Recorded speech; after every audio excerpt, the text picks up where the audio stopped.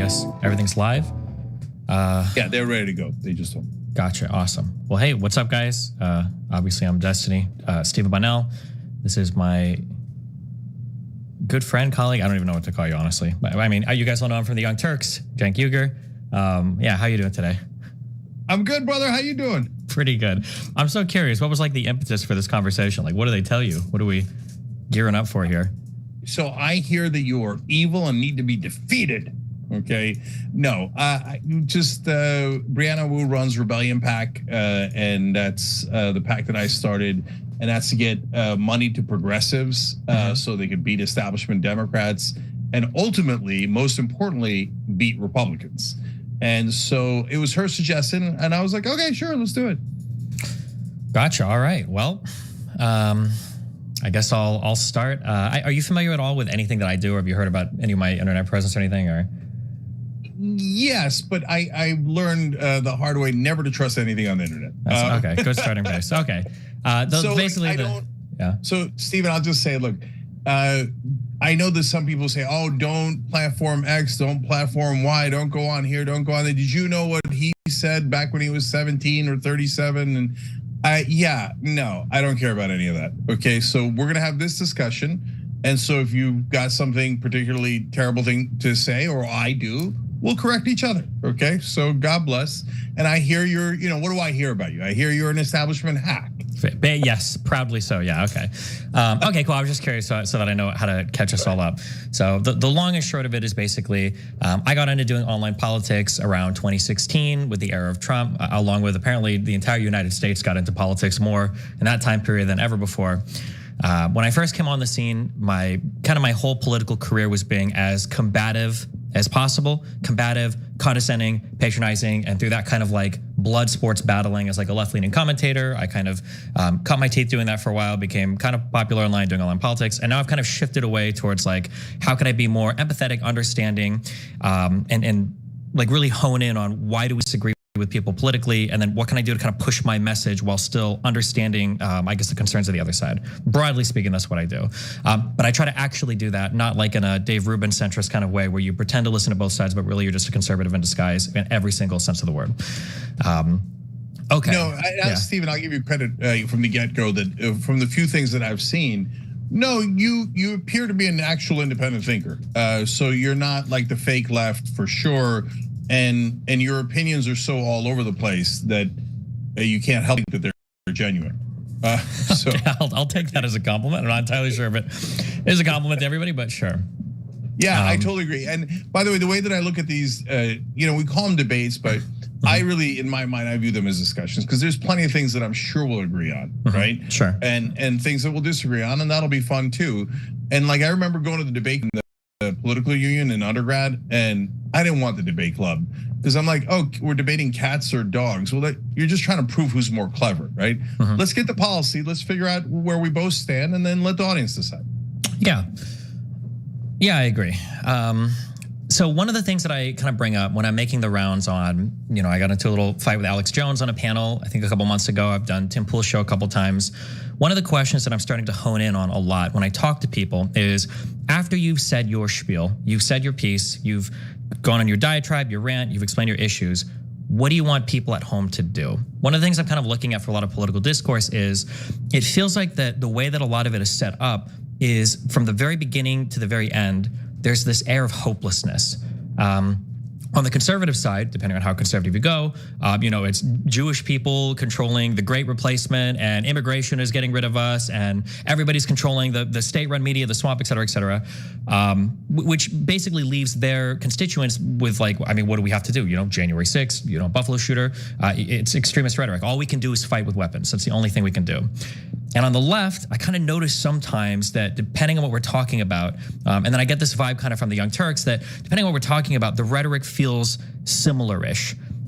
Giving you credit, I mean, you've said explicitly multiple times, like, don't bring weapons to riots, don't bring weapons to protests, it's not a good idea. But sometimes when it feels like we get so down on everybody, even establishment Democrats, that it's like, geez, it feels like there's no hope. Like if Biden didn't pass something that the most progressive person in Congress wants, then it's a watered down bipartisan garbage bill that he gets no credit for. And then kind of, I guess the ground for this discussion, I guess, can be the recent debt ceiling negotiation. But I mean, we can talk about the infrastructure bill, the American Rescue Plan, whatever other thing. I guess what is your general feeling of that? Like, is there any part of you that's like, you know what? He might not be the most progressive president ever. I think he is, but he might not be the most progressive president ever. But at least Biden did this or this in terms of major legislation. Do you have that feeling, or?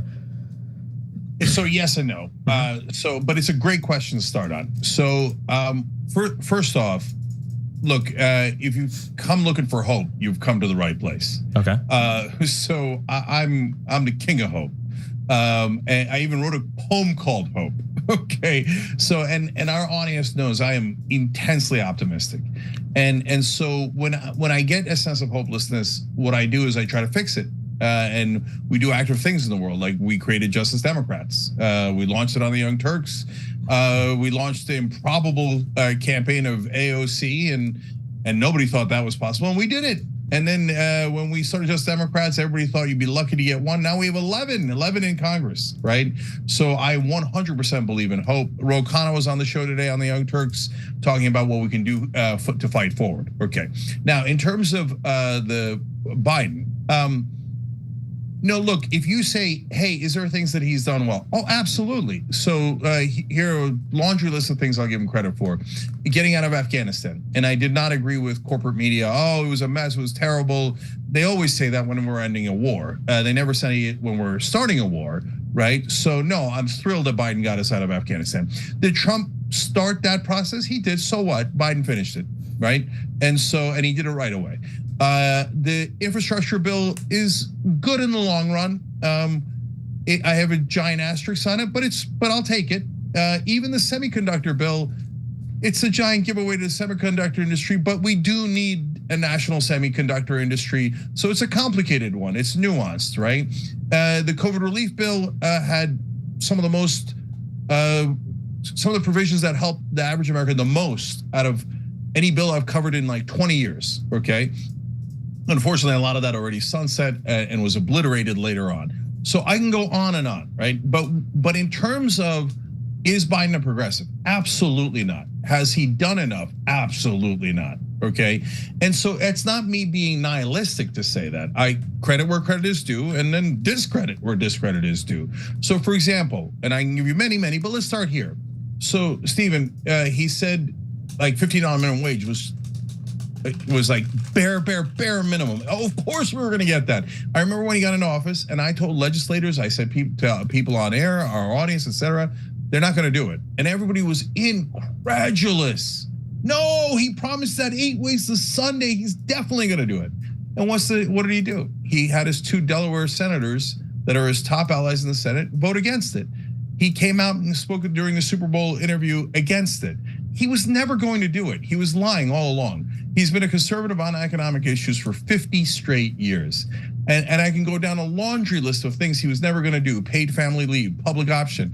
He promised public option 1,000 times, never once proposed it, never once even talked about it, because he was lying. Okay, so this is, okay, I wanna hone in on this. So firstly, I love everything you said in the beginning, okay? And I might repeat this line a lot. I feel like sometimes when I get people in front of me and we chat, their takes become very reasonable. But in going over like the videos for this conversation, the things I'm hearing, like in regards to the debt ceiling, I was like, there are no wins for Democrat, none, zero. Biden hates the middle class. Well, sure, the Democrats and the Republicans are on the same goddamn team. Democrats just give McCarthy gift after gift after gift after gift. Do you really think that like a Republican administration would more or less do the same thing as like a Democratic administration or a Democrat administration? So with an asterisk, yes. So like, for example, they did the IRS, funding the IRS $80 billion over 10 years. That was the one. And by the way, Steve, you can go back and watch our clips on Afghanistan, on the infrastructure bill, on all of these. I haven't changed my position 1%. So what I say on air at the Young Turks is what I'm saying here. Yeah. So, and by the way, the reason you might notice me being more vitriolic is because those are the videos that get more attention, right? Sure. Yeah. But I also mean those 200%. So yes, the IRS bill was good, and that was a bill that the Republicans definitely would not have done. And I said, okay, look, give the Democratic Party credit there. There's a slight difference, even on economic issues. Okay, so okay. Now, having said that, the rest of it has been a disaster. So the debt ceiling, there was one tiny thing we got, and God bless. Okay, we got the exemption for homeless and veterans on SNAP. Okay, but the other 8 things were all for Republicans. We got nothing back. We didn't need to do it at all. And I think, and this is the part that's probably going to really bother you, I think that Biden wanted to do all those things. So when Obama was president, they invent this thing about, oh, we're going to now negotiate the debt ceiling. Okay, it's a Republican ploy, but Obama and Biden love going along with those ploys. They love it. They could easily just go 14th Amendment. I'm done with it. Oh, by the way, if you'd like to wreck the world economy, that is going to be 100% on you. Okay. Well, instead, when he gets into a negotiation, it becomes 50% on him. And then in that negotiation, he gets almost nothing and gets slaughtered on everything else. Okay, so let's hone in on this a little bit. Okay, so Biden has largely gotten to pass a lot of major legislation, right? We had the infrastructure bill, we had the American Rescue Plan, like huge ticket things, and our budget has been insanely huge. On our discretionary spending, we're talking like $1.5 trillion over and over and over again. With the debt ceiling approaching, and with the Republicans taking the House, I'm pretty sure every single political analyst thought the Democrats were going to have to give a lot when it came time to negotiate on the debt ceiling stuff. Now, Biden said he originally wasn't going to negotiate, but regardless of how we feel, like it's a Democratic president. If the United States defaulted on the debt, it would be catastrophic. Failures to negotiate the debt ceiling are always going to hurt the sitting president more than the Republican Party. We're not gonna be able to blame House Republicans when Democrats have the Senate and the presidency. I feel like when we look at everything that was given, and I guess this is my problem when I listen to you guys talk about this, is I hear this like Republicans got everything they want. We just gave and gave and gave and gave.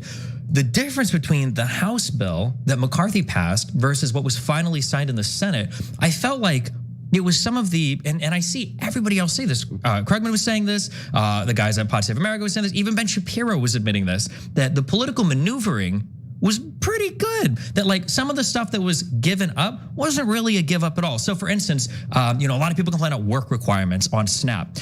So work requirements were increased from 49 years of age to 54 years of age. But because of the wide exemption that was given for veterans and homeless people, I think the Congressional Budget Office, which is nonpartisan, their guesstimate was that the outlays from that program are actually going to increase. We're going to spend more money on that program than we were before. Because if you look at the unemployment in that age bracket, it's like 2.5%. Like most people are working in this age bracket.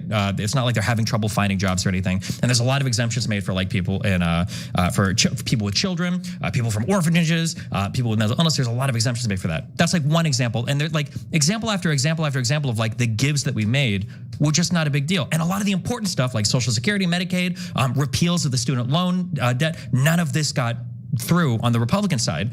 So when I see that like the things that we did give were things that were either coming anyway. So for instance, like the student aid, the interest on the student loan starting to, I guess, tick back again and repayment starting again at the end of summer. This was already going to happen, and we gave that, but we didn't really lose anything. You look at like the SNAP stuff. You look at the IRS. We fought for $80 billion in increased funding. We gave $20 billion back for now.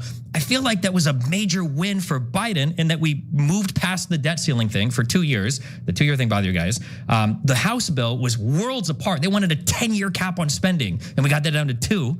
And then the budgets that we got was like $700 billion versus the $550 that we're asking for in the House for 2024 fiscal year 2025. That all of this seems like pretty decent stuff. Again, I understand that we didn't like fight for anything, we didn't get anything, but considering it was a House majority for Republicans and considering people thought we were going to lose a lot more, I don't understand why there's not just like a little bit to be happy about there.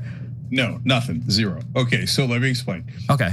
So look, brother, when you say political analysts expected that it would be worse, well, first of all, that's corporate media, and corporate media always thinks the country is center right.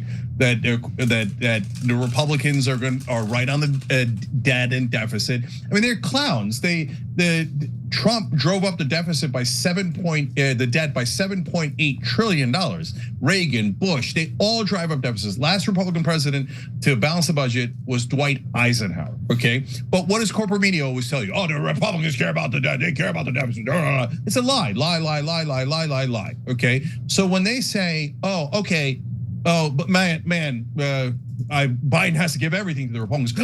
He didn't give them everything, he gave them only 89%. Oh, what a champion. Well, yeah, corporate politicians are happy, corporate Democrats are happy, corporate Republicans are happy, corporate media is happy. So that's not an argument at all, in my opinion. Okay, so you have to look at the actual policy, right? So what actually happened there? Well, are you right that the Republicans threatened to punch us in the face about 100 times? Yes. So, but when we get punched in the face 80 times, and then we get one thing back, that's the one that I mentioned on Snap, that's not a win. You got punched in the face 80 times. And Stephen, we didn't need it at all. The 14th Amendment is crystal clear. It says our debt shall not be questioned. It's one of the clearest amendments there is. The only reason you even entered the negotiations is if you want to give things away. And so I'll give you two of the specific examples that you mentioned, okay? So for example, on work requirements, and corporate media always moves the goalpost, okay? On work requirements, first they came and there's, oh, the Democrats said no way. And corporate media says, Democrats say no way, they're gonna stand strong. Hakeem Jeffries puts out a strong statement. Oh, we will not bend on that. And then when they collapse, complete utter collapse, right?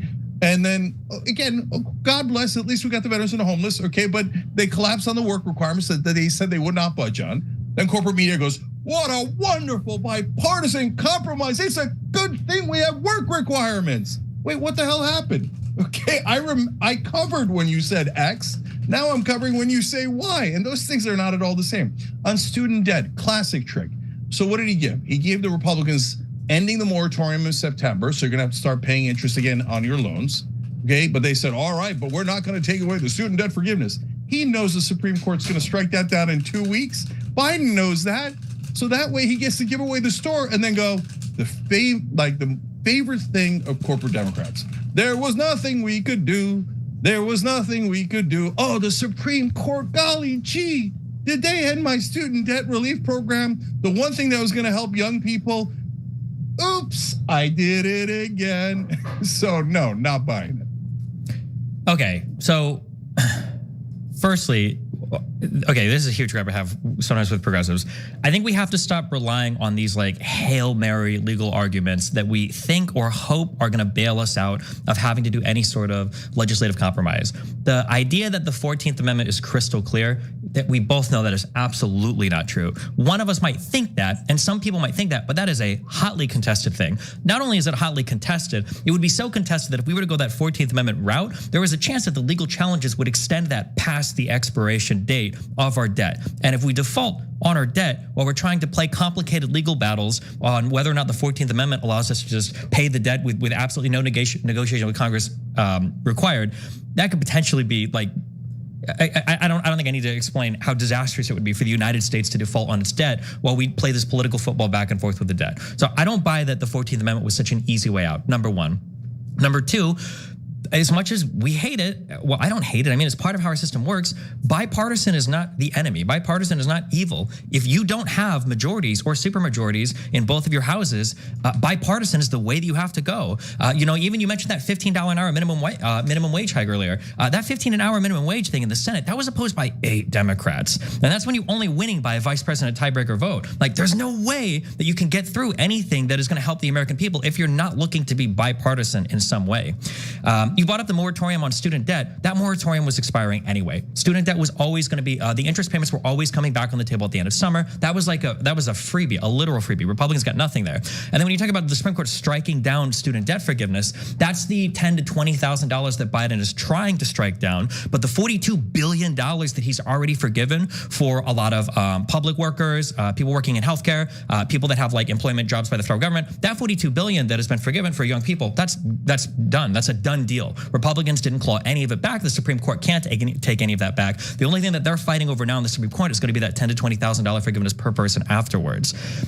Again, I agree that like there were some things that like the $20 billion, I like the IRS, okay? Clawing back, and it's the only fucking organization in the government that actually makes money, okay? So that's the dumbest thing to take away money from. But only losing $20 billion out of the $80 billion that we funded for it, that's probably the biggest punch in the face that I can see. And then maybe the spending caps. But man, originally McCarthy wanted all 80 billion back. Originally McCarthy wanted those caps at $540 billion, and we got that up to $711 billion. There were some punches, but I don't think it was like 89% punches in the face. I think it was like 15% punches in the face. Okay, so let me address those one by one. I'm gonna read you the 14th Amendment here. The validity of the public debt of the United States authorized by law shall not be questioned. Okay. So you called it a Hail Mary. If that's not clear enough, then words have no meaning. Okay. So, and not only that, Stephen, first of all, you don't have to do anything. You just simply keep doing what you're doing, let the Republicans, and say you're using the 14th Amendment, our debt shall not be questioned. The Republicans go to court, okay? If they want to, go ahead, go for it. Try to destroy the 14th Amendment, try to destroy the economy. Now you 100% own it because you went to court to try to destroy the economy, okay? You go to court, that puts the conservative Supreme Court in a very tough position, okay?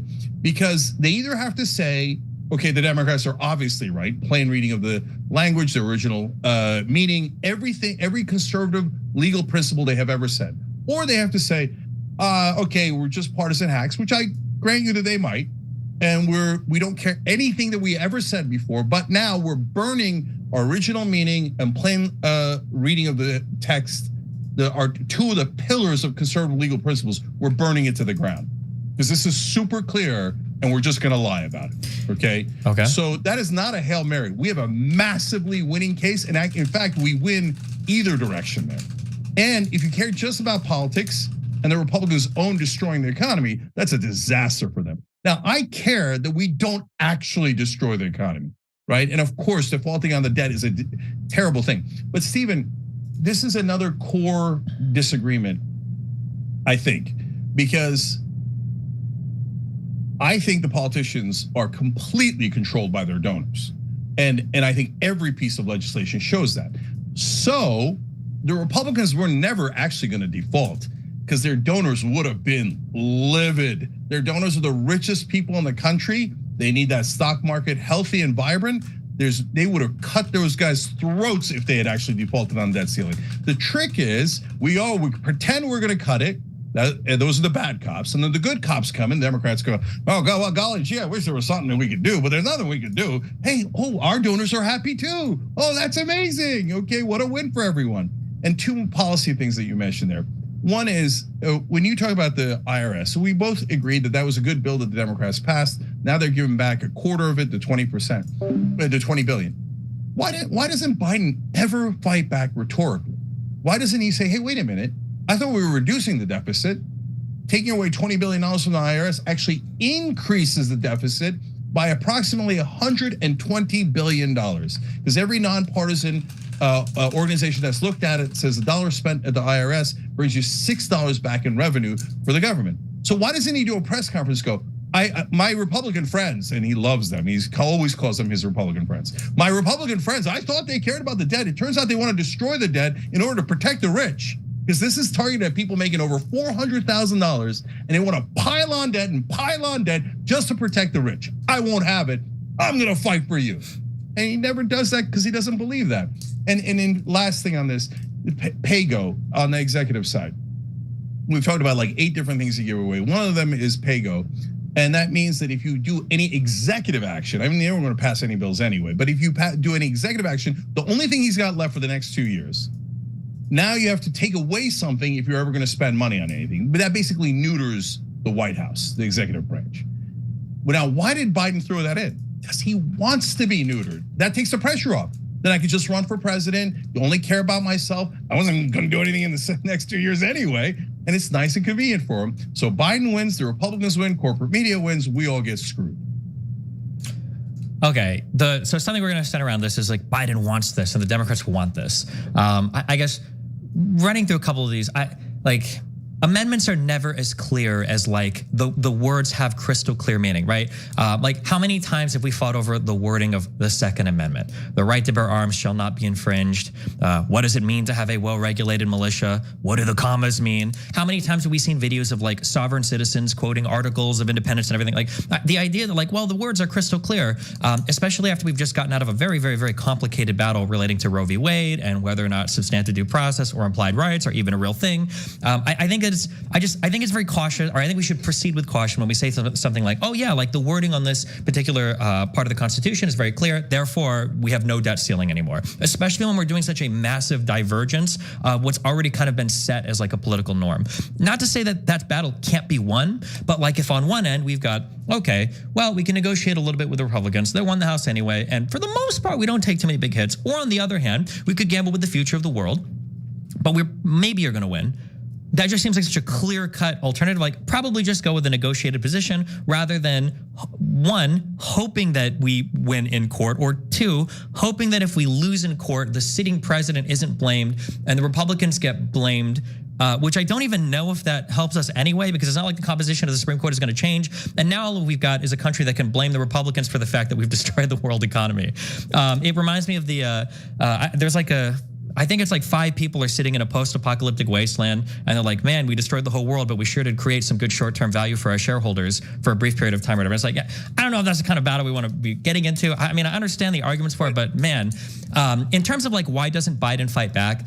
This gets into kind of like, oh, well, you know, political theory and what are people doing? But like my interpretation of it, and I think quite a few people have had this interpretation, is that this was such an astoundingly good deal for Democrats, considering how bad it could have gone, that it's better to just shut up and let McCarthy and McConnell go out and say, oh, well, we're very proud to vote for this, and let them have their win where we're not really giving much at all, so that McCarthy's position in the House isn't threatened, and so that Republicans aren't in an uproar, that they weren't able to attack any of the entitlement programs, any of our big non-discretionary spending stuff, like they've really wanted to do. Republicans have been gunning for things like Social Security, Medicare, Medicaid. Republicans have been bloodthirsty to get rid of all of the student loan forgiveness, to claw that back completely. Republicans have been hungry to make huge cuts in the Inflation Reduction Act. They wanted to get rid of all the tax credits, all those green energy tax credits. McCarthy in the House bill got rid of every single thing. And again, the things that we gave were not that significant. You mentioned PAYGO, for instance. First of all, in October of 2019, Trump already had enacted PAYGO for the executive branch via executive order, number one. And number two, the PAYGO that was enacted, one, it sunsets at the end of 2024, so it's not that big of a deal. And two, the most important part. Biden doesn't do anything anyway. What? He might not do anything anyway. But regardless, number two, the PAYGO requirements for the executive branch are exempt from judicial review. Line 17, 18, 19, no determination, finding, action, or omission under this title shall be subject to judicial review. So basically, Biden can say, listen, I'm doing this on EO because I have good reasons, trust me, and it's not like anybody can review it anyway. So again, I feel like this is one of those things where it's like we gave it, and then some people, like you guys at the Young Turks and other people, are like, oh my God, this is a horrible thing the Democrats gave. But I think the reason why Biden and the Democrats are being quite honest, like, okay, listen, yeah, guys, the Republicans sure did win here, but at the end of the day, really all we lost was like the $20 billion over the next 3 years, I guess, for the IRS. And for the most part, I don't think anything else really mattered that much. And then you can respond to any of that if you want. And then it's just like kind of my broader thing. You keep saying this thing where it's like Biden wants to do nothing. The Democrats don't want to do anything. All their corporate donors own them. Do we really feel that way? And then you can respond to anything you want. Yeah, go for it. Yeah, so look, we haven't even discussed a bunch of the things they gave away, like the $30 billion in COVID relief bill. Now you could say they weren't going to spend it, but I would say, well, then why not? They should have spent it. They should have spent it helping the average American. We passed that. It was a rare good thing that we passed. For God's sake, get it to the average American. So we gave away 30 billion there, 20 billion to the IRS, on and it goes. But Stephen, the larger point is, if you allow the Republicans to keep taking hostages, they will take hostages to the end of time. So someone has to be strong enough, like LBJ on economic issues, FDR, and say, hey, I'm drawing the line, okay? If you don't ever draw the line, every time the Republicans are in office, like Trump, they never talk about the debt ceiling. In fact, we talked about it today on the Young Turks. Steve Bannon was there the first time they raised the debt ceiling under Trump. Now he's like, oh, all the Republicans should be primaried if they voted for this thing. What are you guys talking about? You passed it without a single word, right? So why not pound them on that? Why not say Steve Bannon did it, Donald Trump did it, etc.? Biden doesn't want to fight back because he doesn't believe it. He doesn't believe it in his heart. If you put me in the ring, by the way, Stephen, probably if you put you in the ring, you'd fight back 10,000 times more. Why? Because you believe it. He doesn't. He wants them to take those hostages. So, but it doesn't matter. Assume that he's a saint and he doesn't agree with the Republicans. And golly gee, he doesn't know how to use his mouth. He doesn't know how to fight back.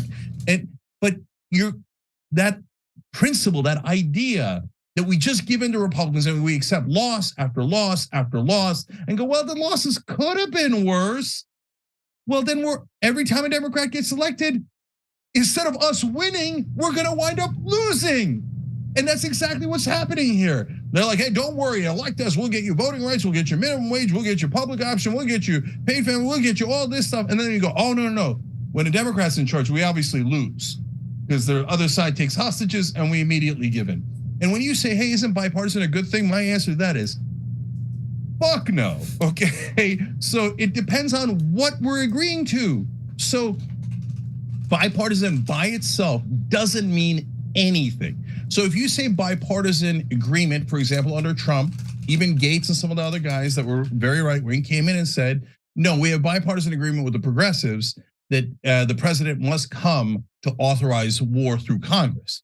Well, I love that bipartisan agreement because that's the thing I agree on. When they have bipartisan agreement to take money from the average American and give it to the richest people in America, which is the bipartisan agreement that they reach 95% of the time, I hate that bipartisan agreement. To me, being bipartisan is not a value in and of itself. It's just a method to get to a policy that's either good or bad. And the press and Biden, et cetera, celebrated because it's a head fake. It's a distraction. Oh, what we did was terrible, but don't worry, it's moderate, it's bipartisan, these code words that we have trained you to believe are positive, even when you're getting totally screwed on it. And so, and the last thing I'll say is, you mentioned a couple of times, hey, at least we didn't get Social Security, Medicare taken away, et cetera. Stephen, you got to acknowledge that's the lowest bar in history. Like we get the Democrats, the White House, the House and the Senate in the first 2 years. And now, okay, we lost the House by a little bit. And now our bar is we didn't let the Republicans mutilate Social Security and Medicare. No, and plus you got to be honest. I don't mean you, I mean Biden and the Democrats. When you say one thing and then you get into office and you change your tune immediately. You go from I'm gonna do it on day one to oh, it can't be done. There's no way it can be done. Oh, you're lucky I didn't bleed out even more while I was in charge. Okay, so here this should be a rule for every online political commentator. Okay, I hate it when people compare Biden to like JFK or Lyndon B. Johnson or any of these prior administrations without looking at the majorities that those guys had in their House and Senate. Biden is fighting for his life, okay? Not only literally, okay, this guy's very old, all right? We saw him trip, okay, a few days ago. Biden is literally and metaphorically fighting for his life every single day he gets out and talks to Congress, okay? He is riding the thinnest fucking majorities, okay, historically that presidents have ever had. And then we're looking at this guy and it's like, really? You've got the vice president as a tiebreaker in the Senate and you haven't given us single payer healthcare yet? You haven't completely dismantled the military industrial complex? We don't have 15 an hour minimum wage? Where are you doing, Mr. President? Biden is doing everything he can. And that's why I think that as much as it triggers the hell out of some people, I think bipartisanship is an incredibly important step. I think that I'm gonna do the progressive thing of like diversity is good for diversity's sake. I think bipartisanship is good for bipartisan's sake because a lot of the issues that we've had running our federal government over the past 20 years have literally been Congress does nothing and we look to the president for executive actions. Even our big immigration policy like DACA came from Obama executive action, or we look to the Supreme Court for everything. All of our civil rights, all of our big civil right legislation, where is that? It doesn't exist. It's come from the Supreme Court. Gay marriage came from the Supreme Court. Roe v. Wade, Casey came from the Supreme Court. And what happens to things that come from the Supreme Court? The next Supreme Court can take them away. What happens to things that come from executive action? The next executive action or the next Supreme Court can take them away. And I think that this hyperfixation on, no, screw bipartisanship, we're just gonna fight with our end of the political spectrum. Our end of the political spectrum is barely winning in the Senate, is no longer winning in the House. So one, I think that focusing on some level of bipartisanship, I think in and of itself is a good, because we have to be able to bring people in Congress to work together again. This relying on the Supreme Court, especially now with a fucked 6-3 Supreme Court, and this relying on executive action is not a good way to conduct affairs, because any gain we make can be lost at the snap of a finger. Number one. And number two, I feel like the bipartisan push is credited to Biden, because when we look at Democrats, so for instance, you said we gave Democrats the House, we gave Democrats the Senate, we didn't give them the courts, and we gave Democrats the presidency, and then look at what we've done. We've gotten the American Recovery Act, we got the infrastructure bill, we got massive legislation. What did Trump do when he had all 3 and then 4 parts of government? Trump did nothing. He did his big tax cut bill, and that was it. They didn't repeal and replace Obamacare, which I think Republicans have been jerking off about doing for 8 years. Okay, they didn't repeal and replace Obamacare. They didn't make any of the big entitlement cuts they wanted to. They didn't even get their wall funding that they were talking about so much. Trump had to do it via executive action because the president gets wide deference and matters of state security. And they didn't even get the infrastructure bill passed that they said over and over again. Trump said, I can bring people together on infrastructure. He didn't. So the fact that Biden, I understand, especially as a progressive, especially when we want politics to be way further to the left, but that idea of like, well, just because it's bipartisan doesn't mean it's good. I understand wanting to fight against that, but man, when Congress is like so defunct, I think that being able to get anything passed, let alone the massive legislation Biden has gotten passed, I think he gets credit for that. And I think there's credit where credit is due there. Okay, so first, Trump actually did the one thing that he and the Republicans cared about, the only thing they care about, which is tax cuts for the rich. So that was 100% mission accomplished. The rest was just, rhetoric. It's like, I'm going to build a wall. He barely even tried until the end, right? So we all know he's a giant liar. We all agree to that, right, et cetera. But the Republicans revealed themselves. What's the major thing that Ronald Reagan did? Giant tax cuts. What's the major thing that George W. Bush did? Giant tax cuts. What's the major thing that Trump did? Giant tax cuts, right? So they pass the things they want to pass. And every time, oh, golly gee, there was nothing Democrats could do, right? And when they come back in, so here's a great example, Stephen. So Trump and the Republicans butcher the tax rates, and they take corporate taxes from 35% to 21%, okay? Then Biden comes in and goes, I'm gonna raise those back up to 28%. And I was like, wait, hold on, they were at 35. What do you mean back up to 28? So, okay, already you agree with the tax cuts for the rich and for corporations. Then Manchin says, no, not 28, 25. And Biden instantly goes, okay, fine, 25. And then they drop it, and it's still at 21. So A, he never fought for it. B, he never wanted to increase them back to where they were. That's a fact, there's no disputing that. And then C, he just didn't even try and loves them where they are. I say he loves them, and you can say, hey, no, I disagree with you, Cenk. Biden doesn't love that. He's just a pathetic ooze of weakness, and he just can't fight back on any of this stuff. And so now that brings us to the point that you made about, well, wait a minute, LBJ had big majorities. Did he? He had big majorities of Democrats. But remember, a giant portion of those Democrats were Dixiecrats. And we didn't just rely on the Supreme Court to pass legislation, to pass things that we agree with, policies, right? And it's kind of funny to say the Supreme Court is passing it, but that was the only functioning body we had left, because in my opinion, the donors bought everything else, and that they love the status quo. They ground everything to a halt except tax cuts for the rich. And so, but no, Lyndon Johnson passed the Voting Rights Act, and he passed the Civil Rights Act, and he passed them through Congress, and he passed them despite the fact that a giant percentage of his party were Dixiecrats who ran on segregation, on being racist, and it cost them their careers. But he actually fought. He fought like hell for it. And so did FDR. FDR said, I welcome their hatred, and I'm gonna defeat the Republicans' lust for greed. These are super strong words, and he would use words like that all the time, which leads me to my other point, which is, how do you think they got those giant majorities? Remember, FDR took over from a Republican. It's not like it was already a big Democratic majority for him. No, he took over and built a giant Democratic majority by fighting for us, by getting results like Social Security and so many of the other things that he did after the Depression. And one thing now, back to the current day, you mentioned one thing I want to talk about. You strawmanned a little bit, and maybe you're not strawmanning for other people, but for me, I don't come in and go, oh my God, I want a single payer overnight. No, in fact, if you remember the Jimmy Dore clowns did the force the vote in the beginning, and they're like, we're gonna force the Nancy Pelosi speaker vote thing so we can get a vote on Medicare for all. I'm like, guys, you're not gonna win that. You have no alternative to Nancy Pelosi, and there's no chance Medicare for all passes. So why don't you do something that's actually winnable, use your leverage and power to ask for something we actually can win on, like for example, $15 minimum wage, because they already promised it 8 ways to Sunday. They said they were definitely gonna do it. So then you use all of your leverage and power to get the things that you can get done, because then you could build from there, right? So we didn't ask for the moon in the sky. We asked for very reasonable things that corporate Democrats said that they were in favor of. But instead, we didn't even get the bare minimum. Voting rights was supposed to be the bare minimum. And honestly, Stephen, that one shocked me. My bar, as you can tell, for establishment Democrats is very, very low. I have almost no expectations of them.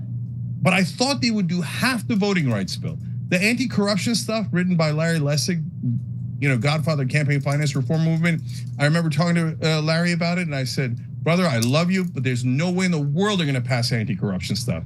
It's not just the Republicans, the Democrats are just as corrupt when it comes to taking campaign money.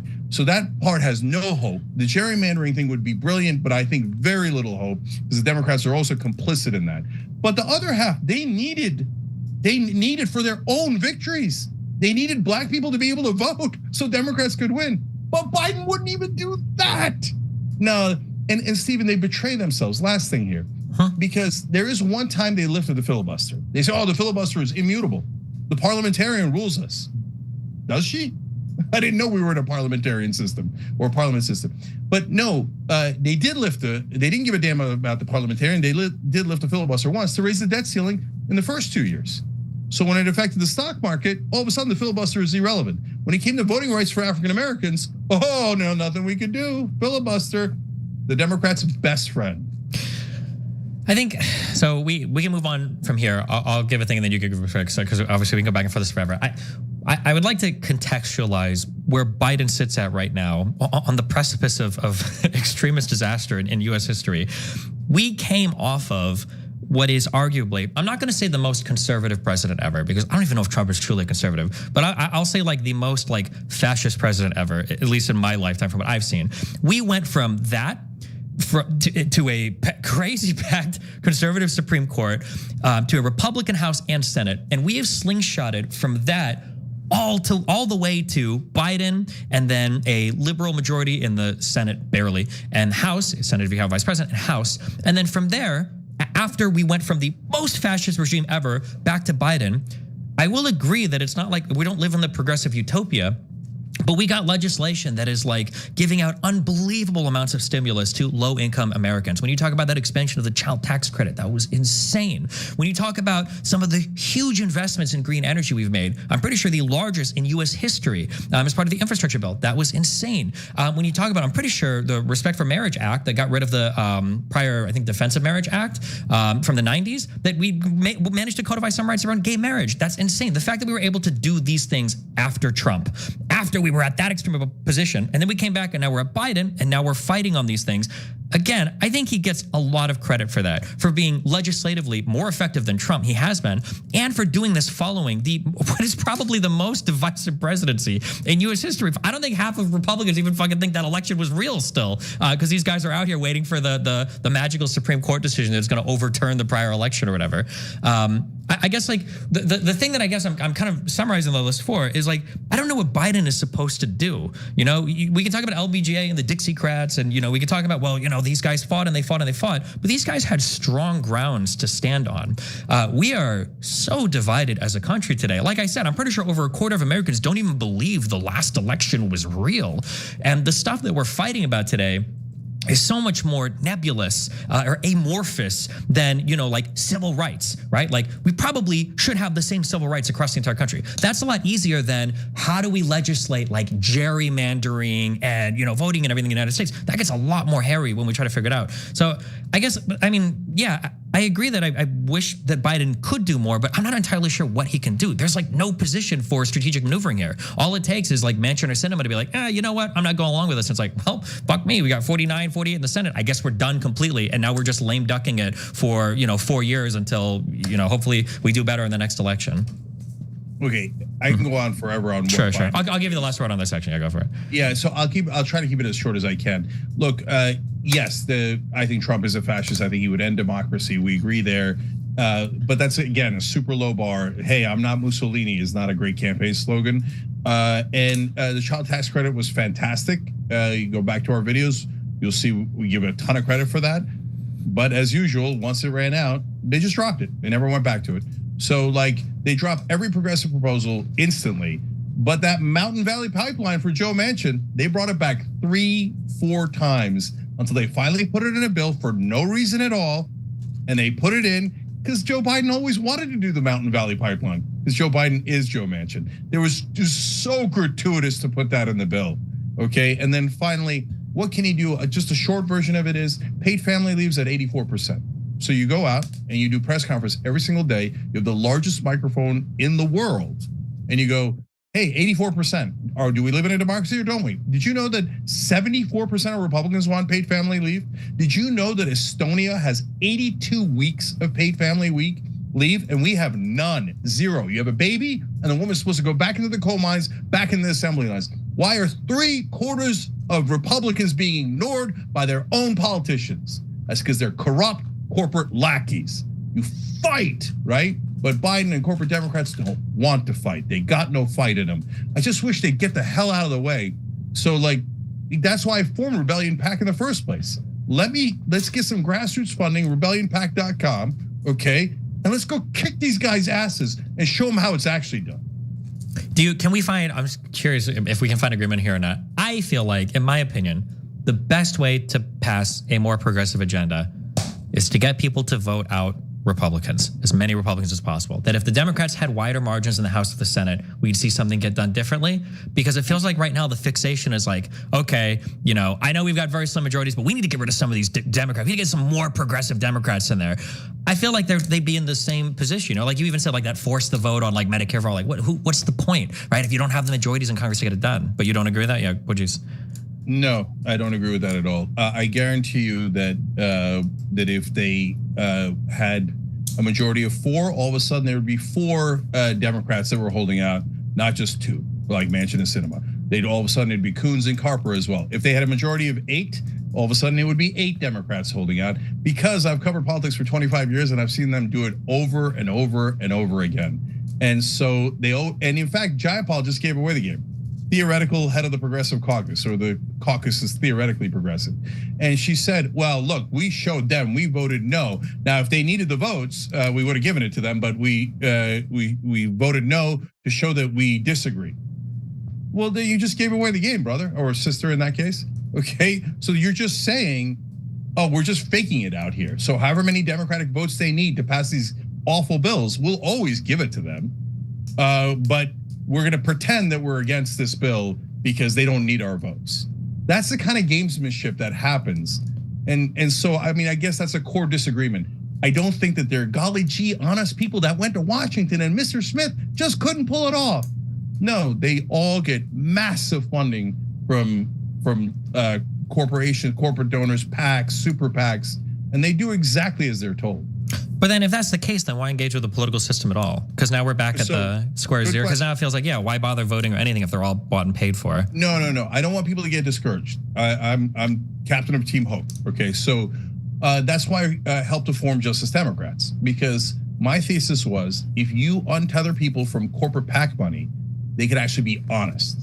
And that's why, is it random that AOC, Rashida Tlaib, and Ilhan Omar were the most visible Democrats when they first got elected?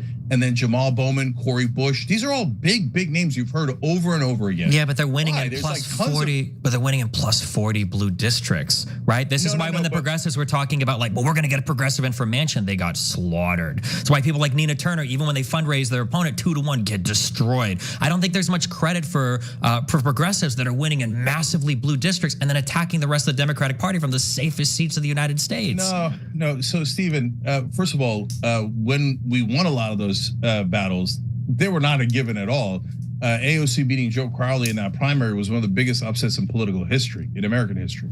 And so now all of a sudden, they always turn impossible to inevitable, right? It was always going to happen. No, it wasn't. There was massive victories in there, okay? And so, but the reason that they fought loudly and strongly for their voters in the beginning was because they're not taking corporate PAC money. It's the donors that hold them back. Go, oh, don't do class warfare. Whoa, don't do that. Don't do this, don't do that. That's why the corporate Democrats are always hiding. They're hiding in a cave. So yes, no, there's something you could do. You vote in primaries first, because one, you got to get the corrupt Democrats out because they're just going to vote with the Republicans anyway on economic issues.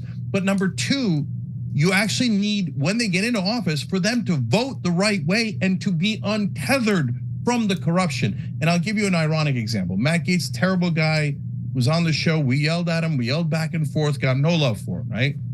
But he decided not to take corporate PAC money. And then lo and behold, he was the one Republican that proposed an anti-corruption bill. You got to get them out of the minute you detach them from the donors, they become honest. And they might be honestly awful like Matt Gaetz. They might be honestly wonderful like some of the Justice Democrats. But all of a sudden you get your democracy back a little bit. And so if you don't get money out of politics, then yes, in the long term, it's hopeless.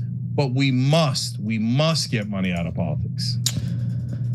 Okay, I mean, like, I feel like the more important thing would be flipping Republican votes to Democrat and then fighting from there rather than trying to flip Dem to blue or Dem. But I think we disagree on that. We could go back and forth on that probably forever. And by the way, Stephen, I'll just say real quick, that's why I formed Justice Democrats, so that we could have hope, so that we could have uncorrupted Democrats.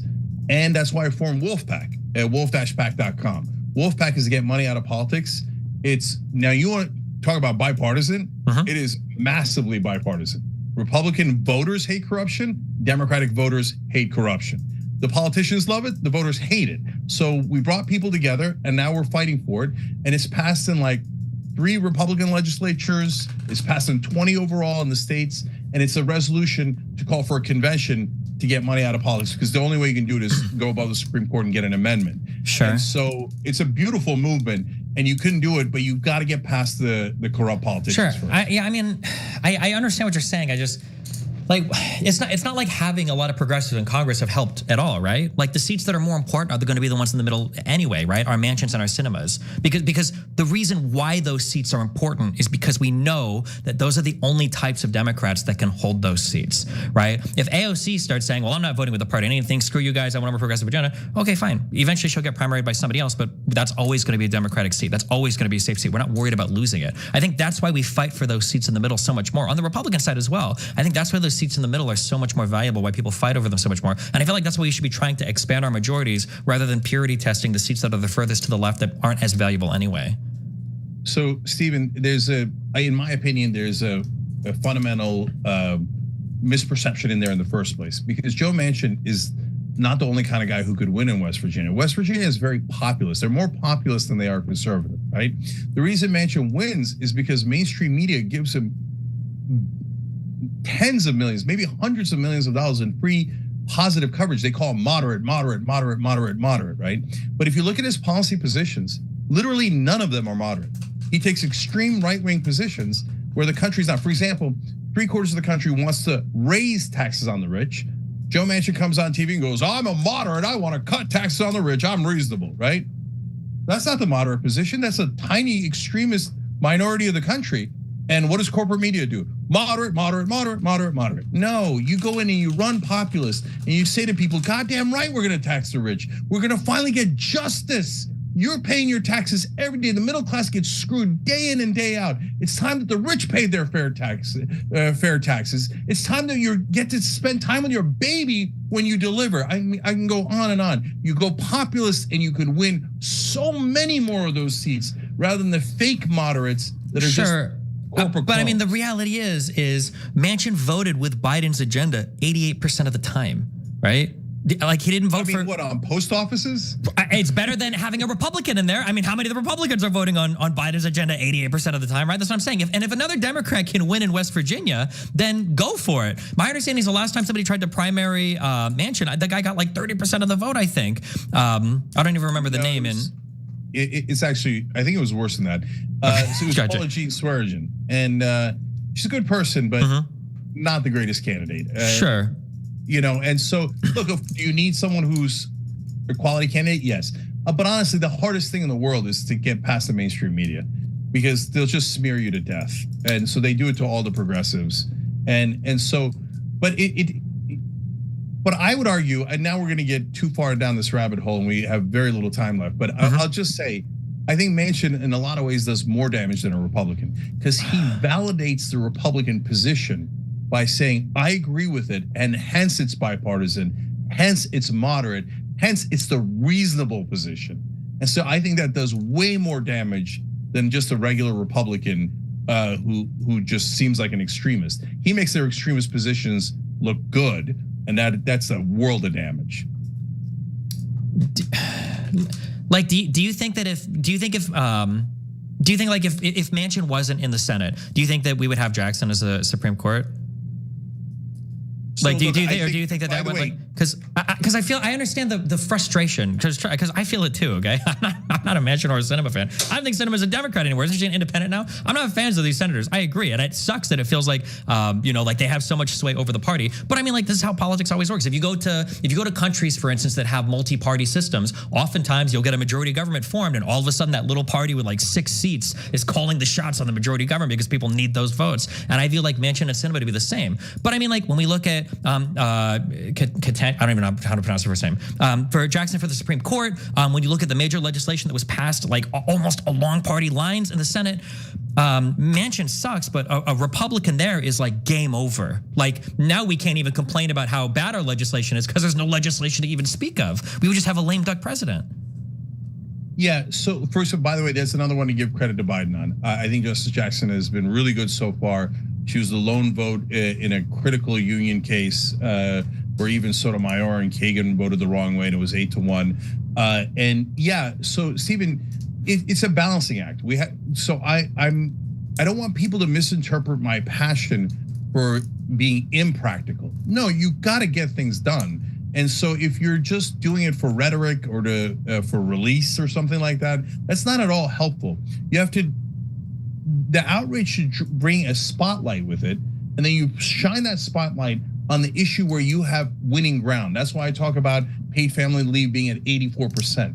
It's winning ground for us. If we wanted to fight on that, we can win on that, right? But if you say, hey, listen, we need to get a Supreme Court justice passed, so I need to make X, Y, and Z compromise with Manchin or Sinema. Well, look, in that case, I could live with it. It depends. It depends on what are we compromising on? What's the policy? What's the position? What are we going for? So it's not just a blanket statement of, okay, get rid of them or don't get rid of them. Okay. Oh man, we got 2 other huge topics here. We can do this for a couple minutes. I'm curious. Has your this was like a major litmus test, I think, for a lot of like media coverage was like the Rittenhouse stuff. Do you still stand by? Do you feel like? I feel like when I watched the Young Turks and a lot of other people, there were a lot of insane statements coming out about how like conservatives love to kill people. Conservatives are always looking to kill people. They can't wait to kill. They're constantly looking to kill people, get away from it. Like, do you think that like this type of rhetoric or this discussion around what were like largely violent riots that were largely spurred, I think, by like bad media coverage of the original Kenosha shooting of oh God, what was the name of the guy? They got shot in the back several times. Yeah. It like the whole Rittenhouse saga to me was Jacob Blake gets shot, and there's bad coverage in the media about it, making it seem like he was just an innocent guy getting in the car to drive away. And then riots happen in Kenosha, that get bad media coverage. You've got the CNN, the infamous CNN coverage of, fiery protests, but mostly peaceful in the background. Then you've got Rittenhouse, does his thing, and then we get more bad coverage of that. In my opinion, I think a lot of the facts get misrepresented there in a lot of left-leaning media, and it just feels like we're on this never-ending train of stoking the fires of resentment, hatred, on top of misinformation and bad claims, and then at the end of the day, we all walk away feeling like we've done something good when we're just kind of preaching basically misinformation to the audience and everything. Yeah. So no, I don't back away from anything I said. But again, I'm not a standard leftist, right? So and you're not either, right? You're not a standard anything, right? So for example, you support Democrat and what I would call the establishment Democrats, but you have this Rittenhouse opinion, which is a little out of left field, right? Or maybe right field. And so like I said in the beginning, I respect you for that. That's genuine. It's unique, etc. Right? So on Rittenhouse, yeah, there's absolutely no reason to go with a weapon to that protest or riot. Like if you're right and it's a terrible riot, and in a lot of ways that it was. So so I wouldn't have put up the chyron saying peaceful protests as the fires are going on in the back. No, of course there was some fires, there was vandalism, there was danger. There's no question about that, right? You can't deny reality. Now, why would I grab a weapon and go in the middle of that? It doesn't make any sense. It's not even his community. The obvious, well, I mean, it was his community, but the obvious comparison would be the rooftop Koreans during the Rodney King riots in LA. Do you think that does anybody in the United States have any sort of moral right to defend communities that feel attached to, or do you think that's just something No, Stephen. So I think those are two very, very different things. Look, you got a store, you worked your ass off for it. My dad's an immigrant. He worked his ass off. He built his own business brick by brick.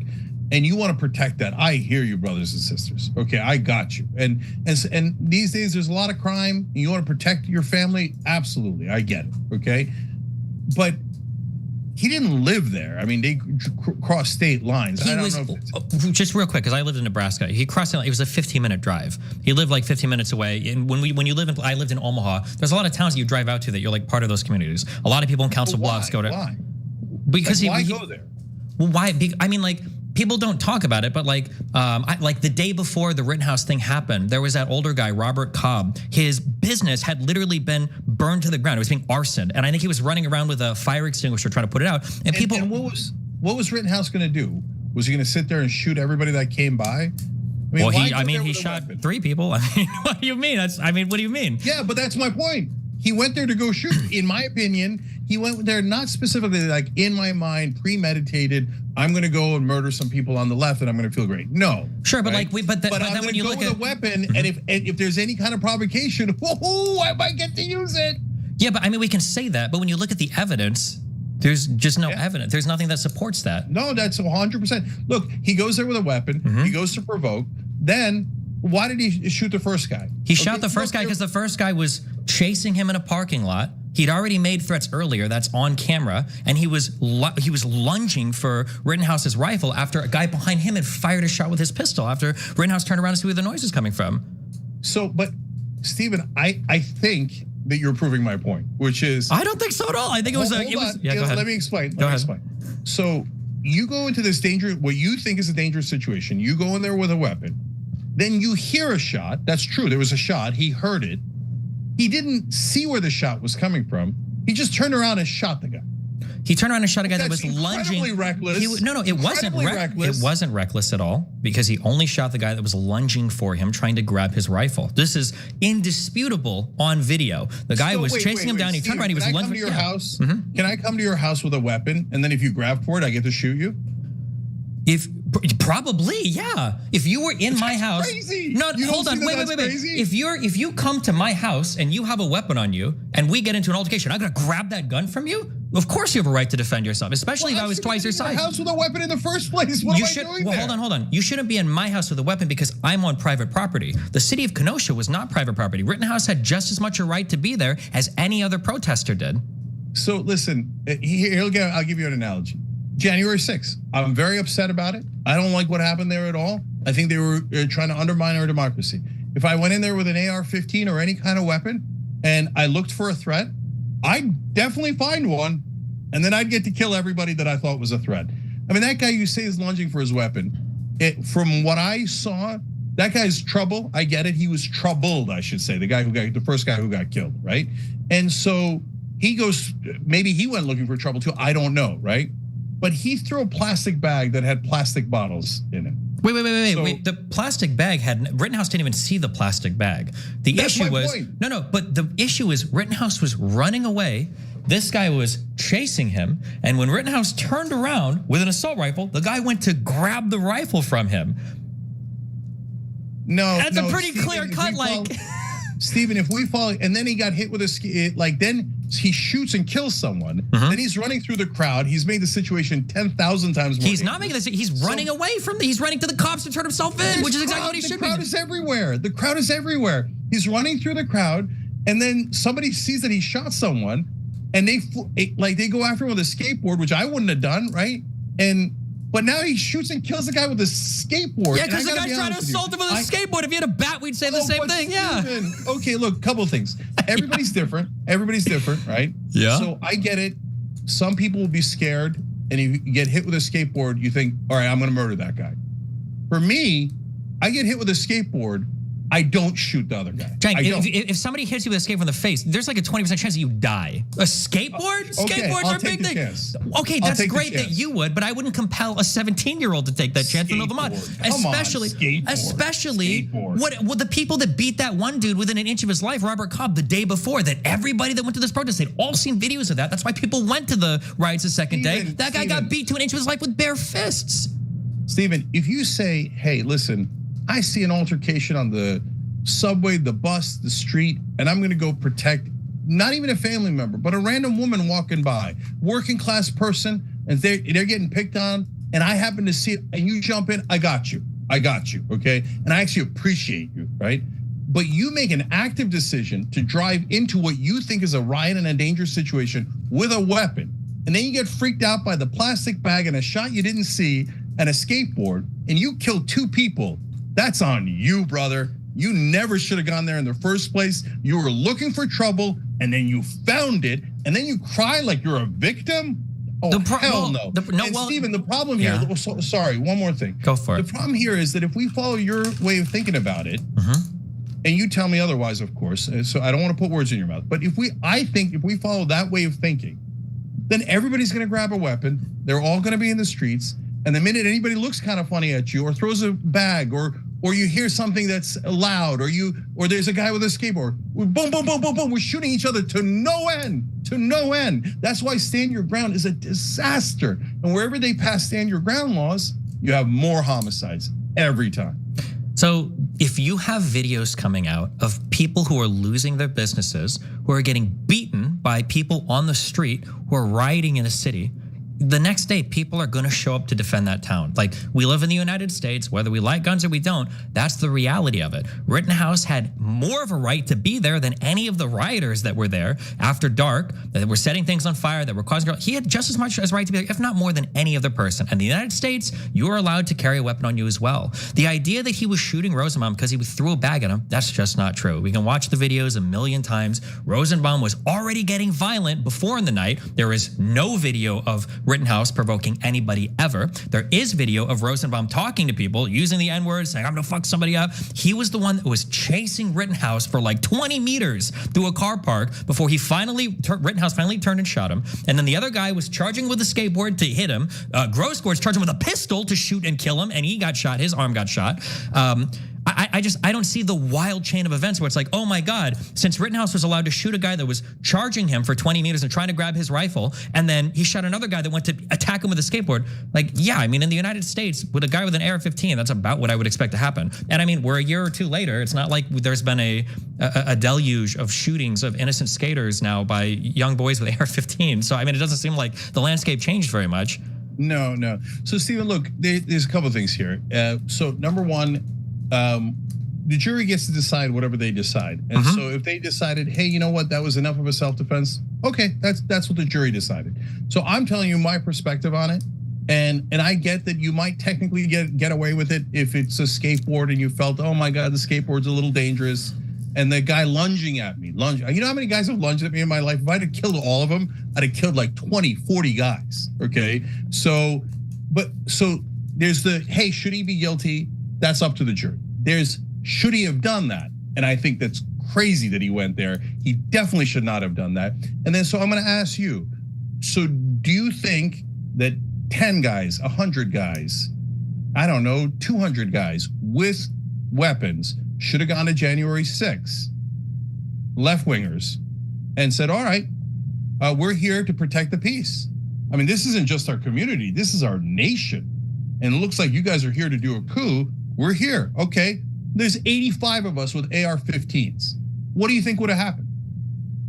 I mean, I don't know how many people there had weapons. It's based on what was the name of the crazy Proud Boys or whatever? It sounds like there might have been more guns than that already on the premises. No, but there was only guns on one side. If there was guns on both sides, what do you think would have happened on January 6th? I mean, there were police officers there with firearms that showed up, right? It's not like there was a mass shootout. The police officers let right-wingers do anything they want. They let them walk in. They absolutely did not. If those guys were black, they would have gotten slaughtered. If those guys were Muslims, it would have been the biggest massacre in American history. If that's true, then we would have seen thousands or tens of thousands of black people killed during the BLM riots, but that didn't happen, right? I don't think black. Wait, did they bum rush the Capitol? Did they threaten to murder Mike Pence? And no, but they burned down police stations, cars, state houses.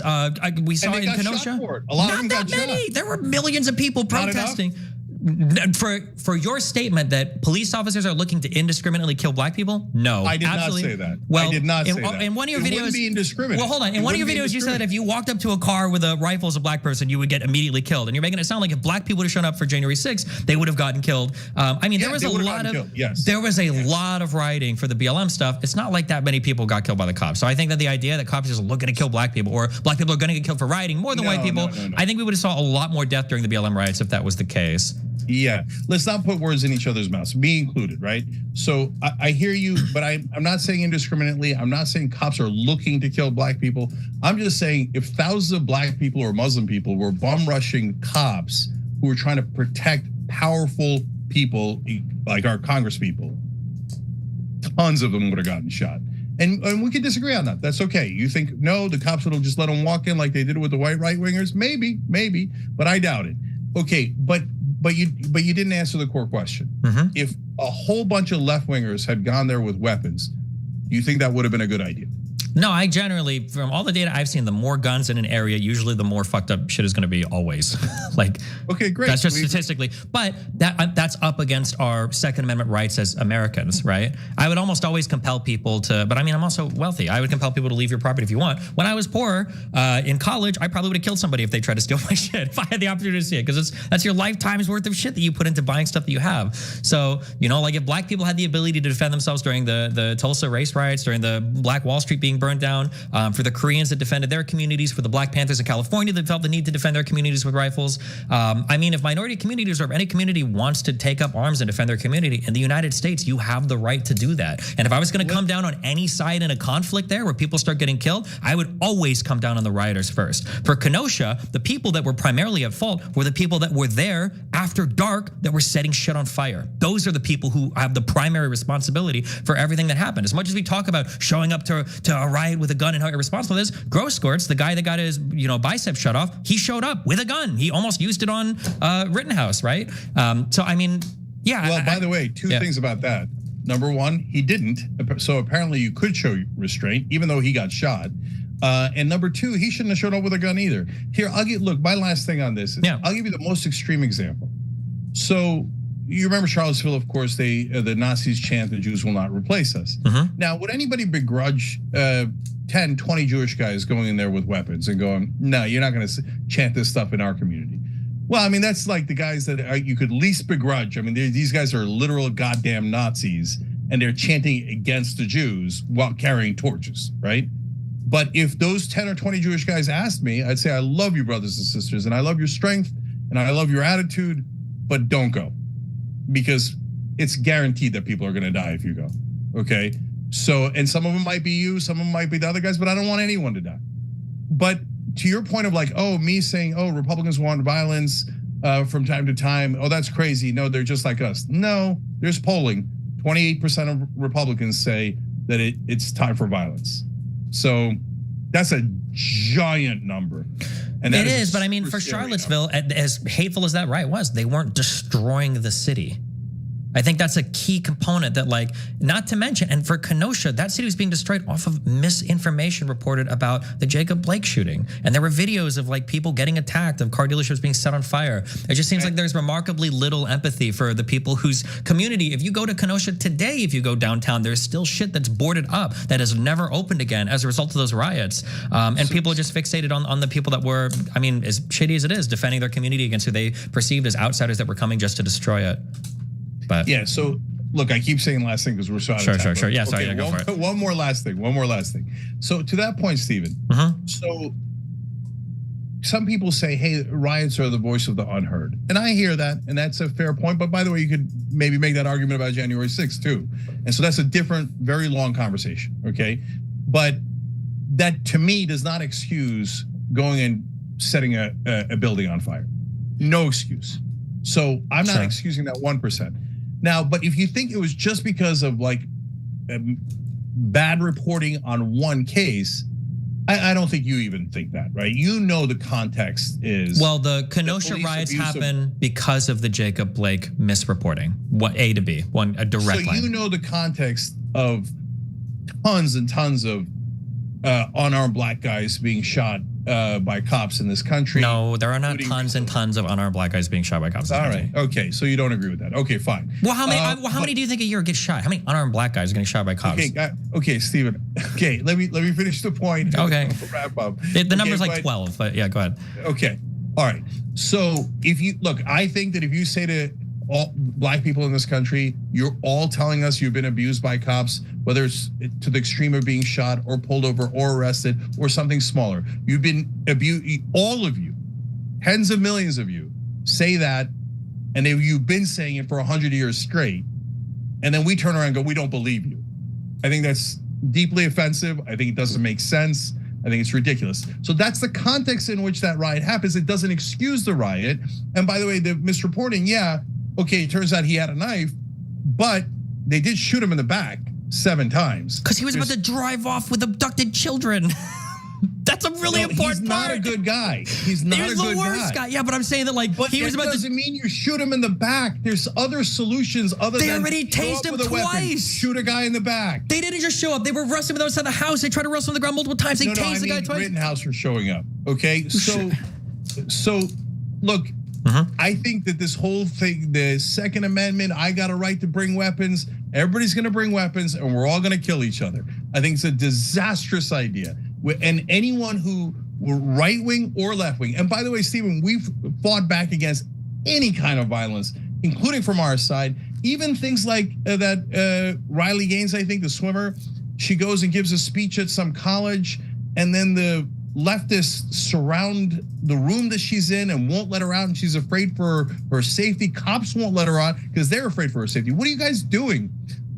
To be a progressive is to believe in nonviolence. Sure. We don't do those thug tactics, okay? Sure, but I will say your guys' coverage of the Michael Reinhold guy was a lot different. And I think that was a shooting that was clearly in the wrong. He was stalking a dude for hours, chased him across the street and shot him in the face and then ran away. And they gave interviews to Vice. And you guys were comparing that to like, oh, well, if Rittenhouse could kill the one guy that was chasing him, this guy's killing should have been just as supported.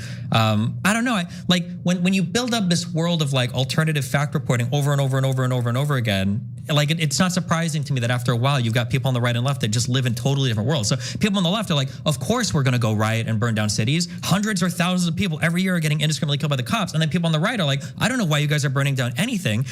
We lived in a totally different fact world where all of your stuff is misreported, where people like, and then like even like, like the Rittenhouse killings are being compared to like Breonna Taylor, which is actually a truly tragic case where a woman died for no reasons, where at best the cops were serving a not great warrant, and at worst they shouldn't have even been there. And you've got people comparing like Breonna Taylor and Philando Castile, the black guy who got shot and killed in his car because the cops smelled weed, are comparing this to like the Rittenhouse killings and stuff. And it's like, geez, when all of it gets thrown together, it feels like it's easy to take none of it seriously, and that's the kind of thing that's frustrating to me. All right, I hear you, but I again, we don't agree, and I think that this fetish of guns drives way more violence. It's an empirical fact. The more guns we have, the more homicides there are, the more suicides there are, the more tension we have in the country, the more we distrust each other, the more fearful we are, and the more we strike out against one another and shoot and kill. And what we're trying to do on the Young Turks is to end all that stuff. You know, the right wing, they'll never listen. But for the left wing, we try super hard to make sure that there are no riots, there's no violence, there's no threats.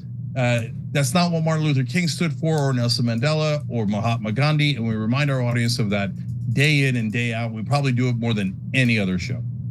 Okay. There's anything here we go back and forth for hours for, but I'll respect your time. We're already 20 minutes over. So do you have any final closing words or thoughts, remarks, or anything? Or just look, guys, get in the fight. And by that, I mean, not like debates and not on the street, but I mean, do something. If you're frustrated, this is the thing that Stephen and I agree on, right? If you're frustrated about the lack of progress, then support a candidate, support a group. You know, look, I'm lucky I get to form groups, right? Because we've built up some degree of power leverage, et cetera, at TYT, right? But help Justice Democrats bring more uncorrupted progressives in the Congress to fight for you. Help Rebellion PAC get progressives elected that are going to be aggressive and make sure that they get paid family leave passed, et cetera. Help Wolfpack to get corruption out of politics. Or form your own organization, you know, and if you love Biden, then support Biden. If you know, wherever it is, but get in the fight and do something, because if we all just sit around, you know, the status quo is not helping anyone, and it's brutal, and it's going to run us all over. So let's get up, let's fight together, let's win together. Gotcha. Well, cool. Thanks a lot. Obviously, I encourage my audience to do the same. Get Republicans out of office. I think it'll make a big difference. If you want to vote for progressives, knock yourselves out. But man, get Republicans out of office. Thanks a lot. I appreciate it. And I mean, people can find you guys obviously at the Young Turks. I don't even think I need to point that out. But yeah, thanks a lot. I appreciate the conversation. Thanks for joining. All right. Thank you, brother. Yep. See you later. Bye.